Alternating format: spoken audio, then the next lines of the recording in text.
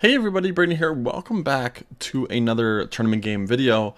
I'm covering game number 2 in this tournament. I believe it's the Ontario Open.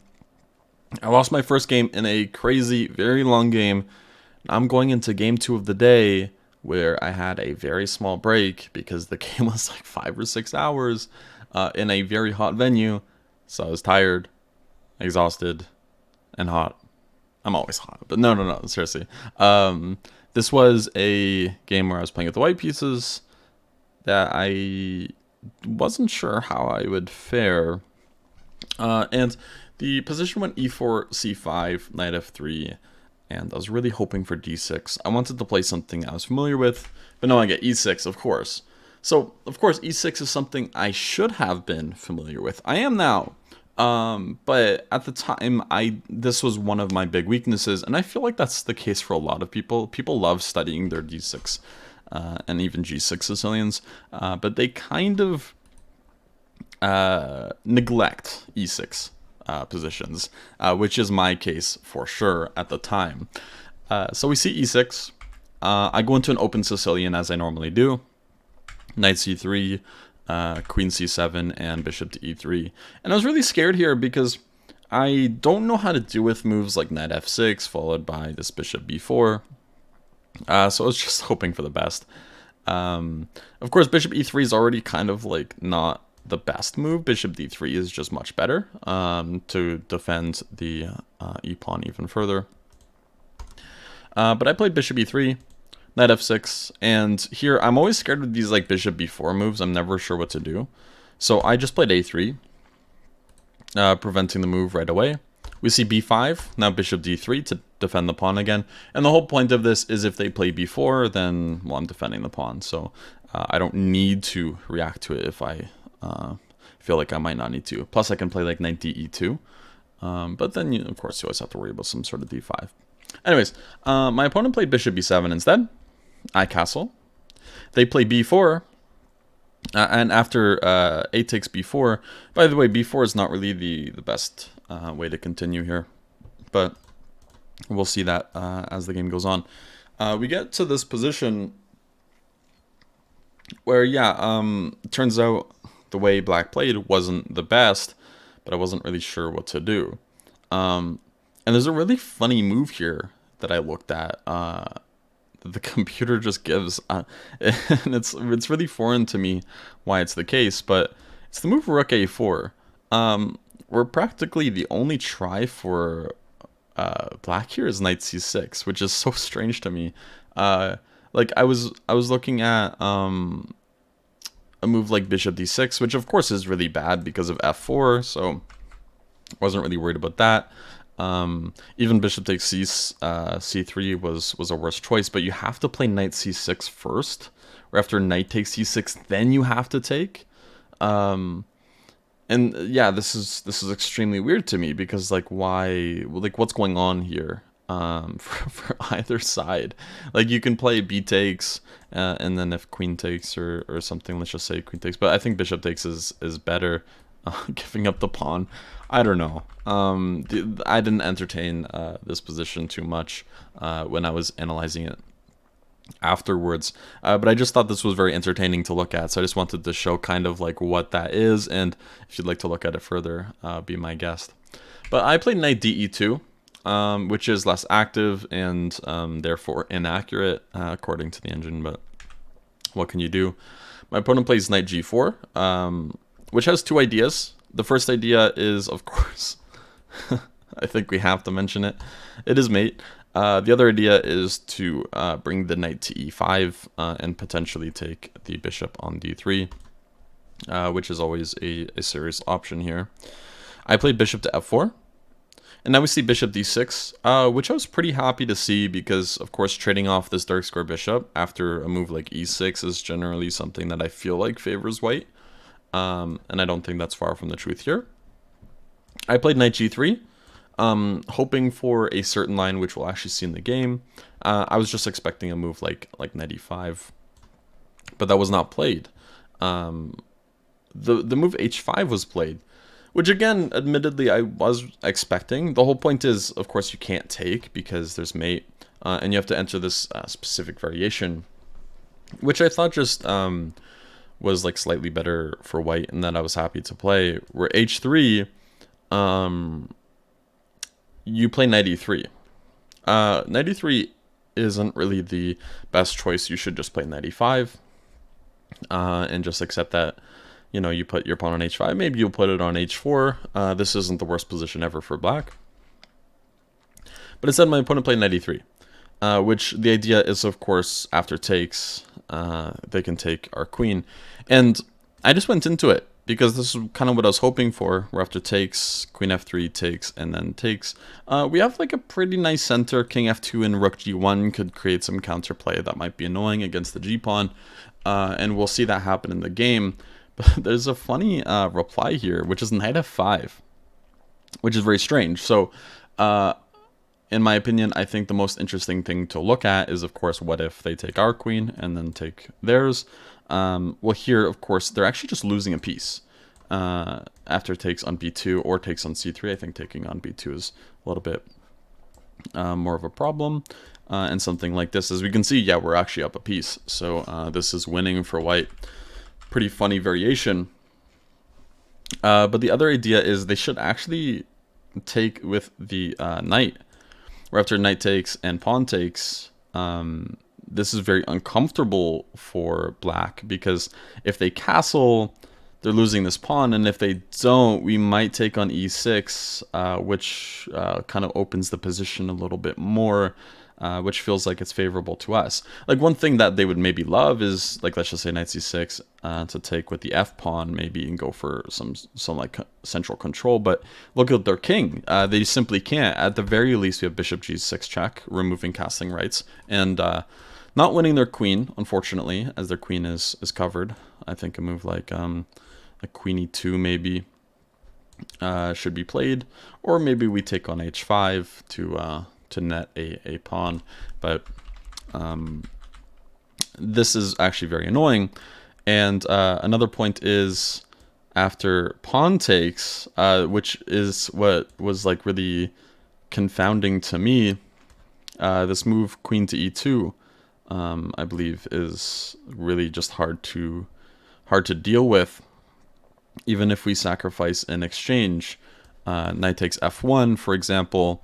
I'm just going to turn on the engine. Oh, no, it's not even queen e2. My apologies. It's now f takes e3. Yeah, that's it. My bad. Where f takes e3, that's what I mean. This position was just so confusing. Bishop, or pawn takes e4, and then bishop c4. And the whole point is, like, the initiative is just so massive. Takes f7, and then take back. Look at all these weaknesses. It's equal material, but this pawn feels weak. It doesn't feel like d5's ever possible. h5 could potentially be weak. The king is not on an ideal square at the very least. And yeah, white's just having all the fun, which is why I didn't like, I just saw this move knight f5, and I just had to like kind of just like jump into the game analysis, because I was really interested in showing it. So f takes e3 was played instead, which is admittedly a mistake. Queen takes g3 and queen f3, which I thought was the best course of action here. There was ideas of maybe rook f3. I just didn't really consider it too much. I was really happy to play queen f3 because like, these pawns are doubled and isolated. And although they were, the whole point of this is it feels like they're kind of forced to trade. Where if they don't trade, feels like we get a lot of activity for it. Like if they play queen g6, maybe we can play like knight e2 followed by knight f4. That's just like a spitballing idea here, where it kind of feels like, yeah, they have to trade queens, and once they do, if we take with the g-pawn, which is what happened in the game, then the center isn't as weak, and we still have a pretty good center here. So now we see the move g5, which is interesting. A more solid move that I was wondering about was g6. I think that some sort of f4 or e5 could be a problem, or even after knight c6, we play f4 and try to take advantage of these dark squares. King e7, trying to go over d6 or f6, gets met with knight e4. Yeah, but g5 was played instead. So those are things that I wasn't as worried about. Instead, I was more worried about targeting what is now the g5 pawn. We see king f2, king e7, rook g1, and f6. I thought rook g8 was going to be played. I was kind of expecting this. And if I played something like f4, maybe f6 after that. But here, my immediate idea or consideration was this move, e5. I ended up not playing it, and I'm not sure why, because it is actually by far the best move. Is that I go for knight a4, which is kind of on the wrong side of the board here, because this structure is actually kind of weak, and we should be pretty happy to get in a move like e5, where if they defend with like rook g8 now, because we are going to be taking on f6 potentially. Just an example here, some knight e4 check. This could be dangerous, but this is just like a rough line. But there are issues, I believe, with just f4. This could be the move.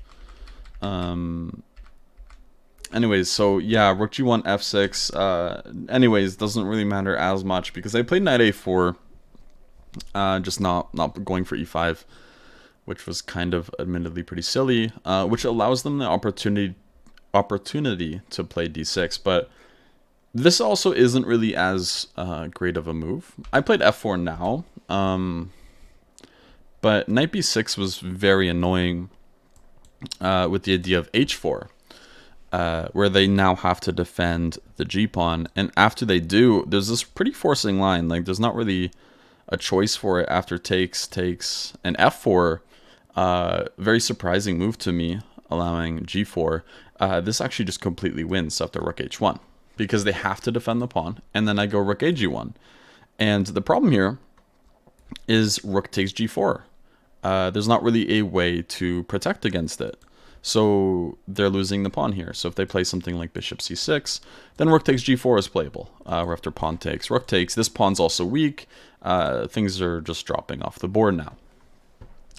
So I played f4 instead. And after f4, we see the move rook to g8. Now I play knight b6. We see rook a7 and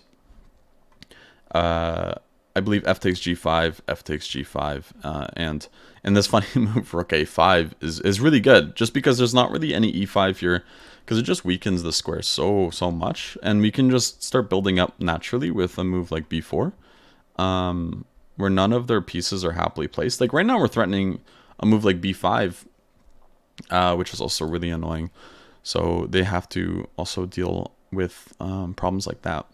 But instead here, I go rook g3, intending to bring the other rook over to g1. We see rook f8, rook ag1, and they took on f4, which was kind of a happy surprise. I was kind of expecting h4, and my intention was to go either rook g2 or rook g4. I wasn't sure which. I'm going to give myself some criticism and expect that I was going to play rook to g2, which is not the better choice here for very specific reasons. So the rook going to g2 is an issue, mainly because they're going to play some sort of d5 eventually, and they're going to be able to take with the bishop and get a free tempo against our rook. So bishop c6 should be played, b3, and there's also this b5 move, knight c5 and d5, but I think the more interesting thing to look at here is actually, where is it? It's bishop c6 and f takes g5, takes on g5 with check, king e2, and then is it here, rook b7, knight c4, and then d5. It's something along these lines. I'm not sure if this is actually if this is the correct position or not. But the whole point is they'll play rook b7, and then we have to play knight c4, and then they play this really annoying move, d5, where after d5, they can take with the bishop and attack our rook. It's in a very similar position here. So, yeah, instead we should just play rook g4, which just avoids this, and the line would go bishop c6, takes, yeah, and actually they can play rook b7 immediately, but knight c4, d5, and this is the exact line I'm talking about, where after takes, they could play takes with the bishop instead, and then we'd have to play rook g4, which is not ideal, because we just lose a full tempo. E takes d5, knight d2, f takes g5 check, king e2, rook b5, rook g5, and white's clearly for choice here, just because, well, our rooks, even though this rook is pretty active, it feels like white has the better side of things with their activity. This h-pawn is quite weak, while this h3 pawn, it's very hard to tell. Like, it doesn't feel really that weak at all. So yeah, that's just kind of like a line I was looking at in the game. But they took, and this was kind of like a gift from my opponent, because after they take and I take back, first off, I undouble my pawns, and now I also have an extra square for my king. It can move up to a pretty safe square, like it's not going to get kicked around easily on e3. And also, most importantly, it opens up the g file and potentially the h7 or h6 squares, where I can go for this h-pawn here. So knight c6, we see rook g6, and the idea of rook g6 is they want to play like some rook f7, but like if I played rook g7, they just play rook f7. But this move is much more enticing because rook h6 is coming, and it's kind of hard to prevent. And the only way they can stop rook h6 is by going rook h8. But now I get rook g7, where they don't have rook f7 as a response. So that's kind of the idea. Whereas if I play like rook g7, sorry, and then rook g6, now maybe they can play some sort of rook h7. I'm sure rook g7 check still is totally fine here, but that's kind of like a minuscule difference from the position where I'm trying to keep both rooks potentially, because this king feels quite weak. This rook is misplaced. It's also kind of stuck in because of the bishop, and the bishop can't really move because of the knight. And also, yeah, it feels like this is the only piece playing a significant role in the king side, which is kind of where all my pieces are, besides the knight. Now we see rook g6, yeah, knight b4. Rook h6, knight takes d3, c takes d3, and rook f7. Now I win a pawn. A5, rook c1, and I start switching because now I have a pretty serious threat of rook c7, followed by a move like rook h8. They play king f8. I play rook h8 check, king g7, and now rook d8. And they cannot defend the d pawn now, which is really nice because now I'm winning another pawn.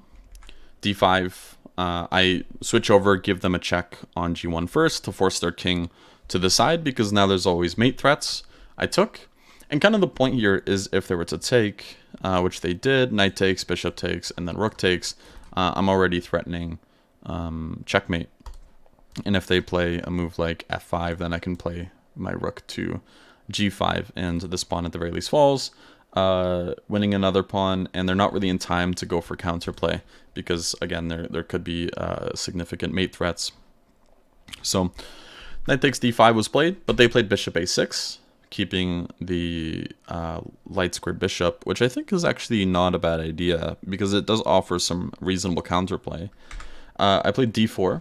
And of course, this move's kind of like a tricky one too, because I'm trying to allow a move like rook d7, or of course this loses on the spot to knight f6, which would be something I'd be very, very grateful to see.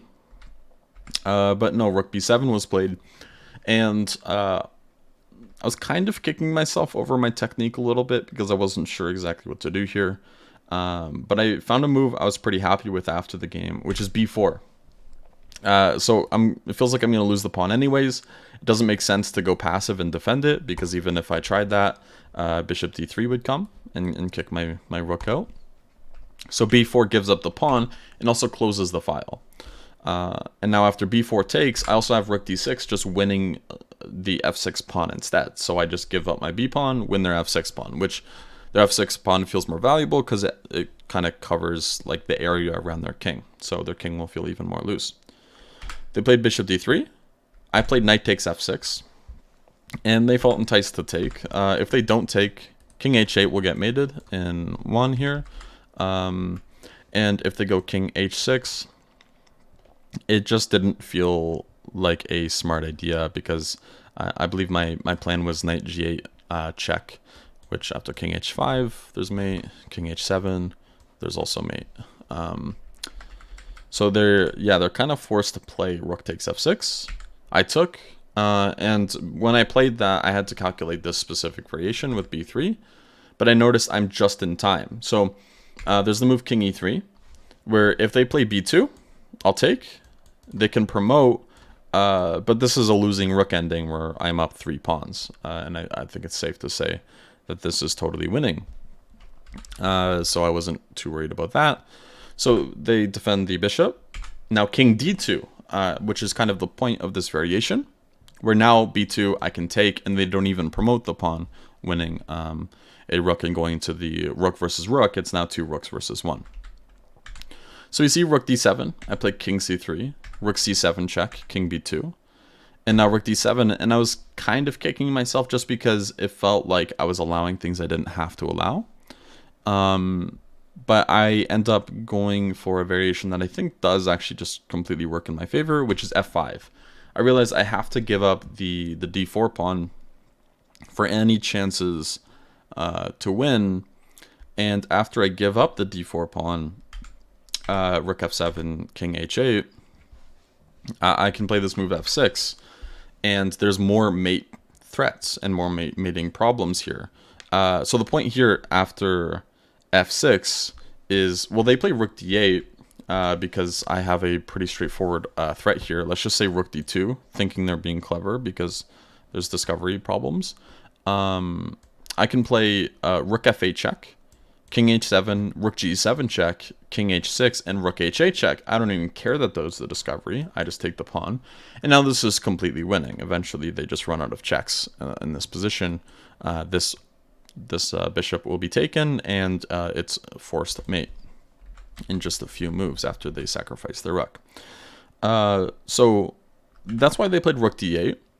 And now I played rook g5, bishop d1 to prevent rook h5. I'm not sure why I didn't just play rook g6 here.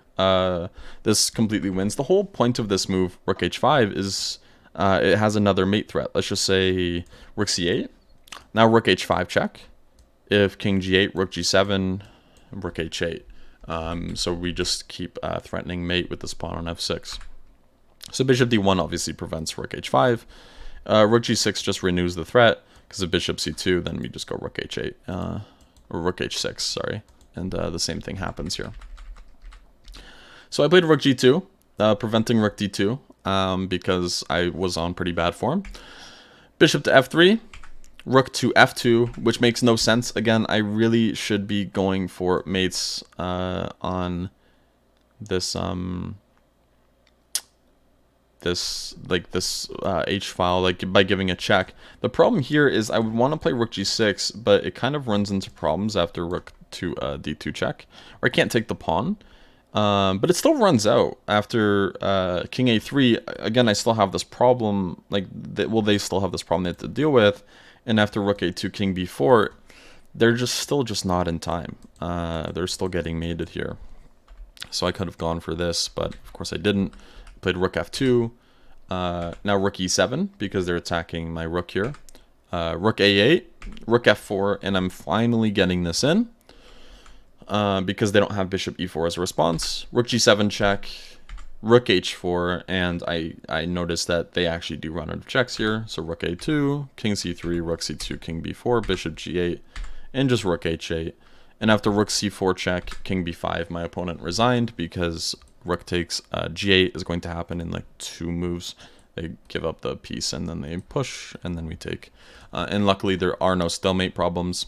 So I guess one thing they were hoping for after rook c4 check, which is good that they waited, is if king takes b3, there's this rook h4 check, which is just very annoying. And imagine getting into another position like this, where I have to deal with another rook and bishop versus rook, where it feels like they're actually going to be getting out here, because there's not really a way to promote this pawn or anything. So that would be very stupid of me. Luckily, I did not do that. But also, I'm pretty sure it still works. After rook h4, I can just take on g8. Yeah, so that doesn't even work anyways. That's kind of what I mean by poor form then and now. But even still, it doesn't make sense to take. That's just an unnecessary risk. So king b5 and resigns. Yeah, so that was game number 2. I played it probably equally as bad as my first game.